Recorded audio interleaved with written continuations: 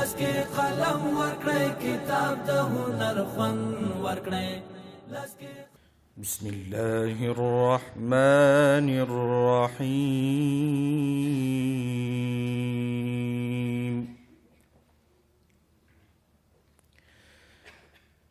إن الذين قالوا ربنا الله ثم استقاموا. د پوهنې وزارت په اډانه کې نوي رئیسان معرفي شول. د پوهنې وزارت د کیفیت تضمین معین الحاج مولوي عبدالخالق صادق د یو شمېر مرکزي رئیسانو او کارکوونکو په حضور کې مفتي شفیع الله منصور د ادارې لوی رئیس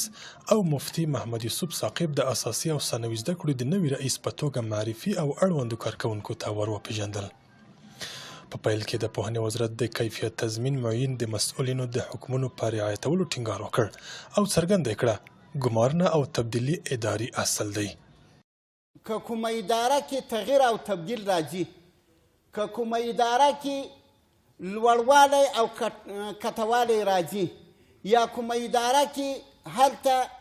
دمو تاسې یو رئیس له یو ریاسته بل ځای ته تبدیل شي، دا په دې خاطر نه ده چې په هغه رئیس کې کمزوري وه، دا په دې خاطر نه ده چې په هغه رئیس کې ذوق و، دا په دې خاطر نه ده چې په هغه رئیس کې عدم دیانت ولو، دا په دې نه ده چې په هغوی کې کمال نه و، ځکه دا د یو نظام اصل ده. تغییر او تبدیل راوستل، له یو بل ځای ته تبدیلول یا کته او پورته کول، دا د نظام اصل ده چې موږ تاسې په ټولو اداراتو کې تغییر او تبدیل راځي.